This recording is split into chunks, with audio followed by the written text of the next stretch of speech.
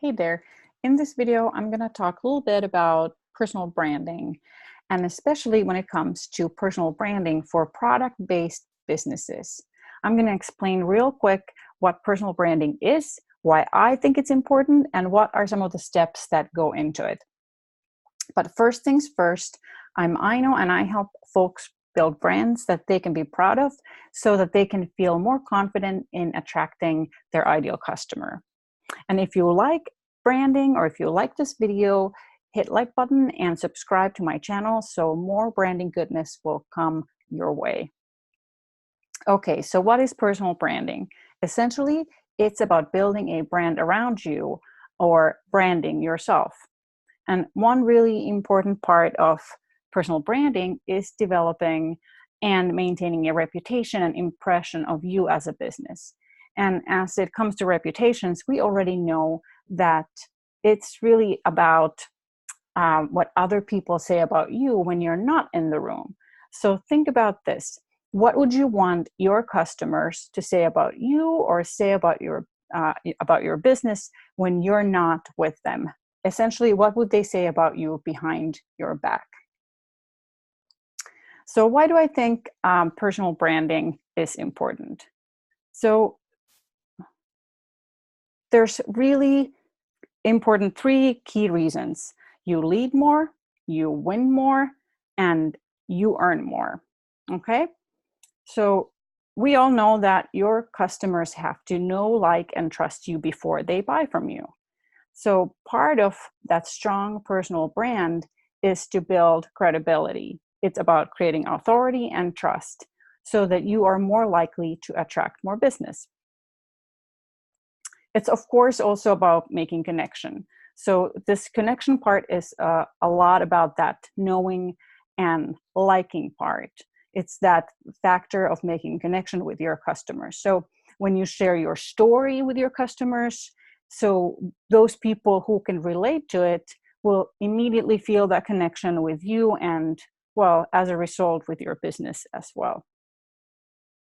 Of course, having that polished brand will help you feel more confident. And then when you feel more confident, you're going to feel, or it's going to make it easier for you to show up to your customers. And then I use quotation marks here, so it makes you, in a way, marketable. So what I mean by that is in the process of building a brand, we create a lot of brand assets. So some of these are visual, some of these are copy or text, and all this is something that you need for your marketing. And in the process, since you're already building a brand, you're going to make a bunch of different assets, and you need those assets in the marketing process so that it's easier for you to sell and market yourself and your brand. Okay, so how is the process of building the brand itself? How do we start building a personal brand? For one, we focus on telling your story. So it's about your expertise and your knowledge and the experiences that you have, your values, your skills, the passions you have, and of course, trying to highlight that thing that makes you different from the competition. And if you're a service provider, this is probably what you've already been doing. You talk about your services. It's not new to you. But if you sell products, this might be slightly more foreign. And it's because you may have gotten used to talking about your products rather than about yourself. And there's a saying that a good product will sell itself, which is of course true. But especially when you're starting out, you might want to be able to build that presence among your customers. So just think about it this way. Everyone has a story to tell. And especially if you're a product-based business, and the products you sell are designed or made by you, you're probably going to have a very interesting story to tell. In any case, I highly recommend that you build a strong personal brand. And not the least because people best relate to other people. And when you're building your authority and when you're telling your story as it relates to the story of your products, it's a very powerful way to connect with your customers. Okay, So part of the process is also building that visual brand. And so there are many other visual assets. There's like your logo, there's going to be your colors and all that stuff. But hands down, the most powerful visual asset will be the photos of yourself. So you can't really, or at least not very easily, build a personal brand if you never share photos of yourself, because you're going to have to be very critical part of your brand. You need to show up to your customers, and your customers need to know who's talking to them and who they're talking with, and they need to know the face of the brand. And photography is also a super powerful tool for telling your story. So while you must have photos of you, sometimes you can also occasionally include your significant other or your kids or dogs and so on, anything that helps you tell your story as it relates to your brand. And your brand, your personal brand is also about building your authority. And your potential customers can begin to see you as an expert. So that's part of the trust. So we know, like, and trust before we buy from someone. So building authority is also building that trust.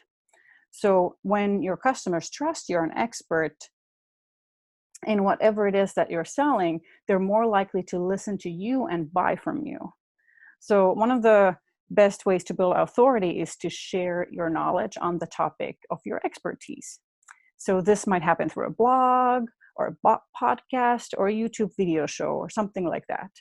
And again, for a service provider, this may come more naturally because they're often more used to discussing about themselves and their expertise, because when you sell services, you essentially already sell kind of your brain power yourself.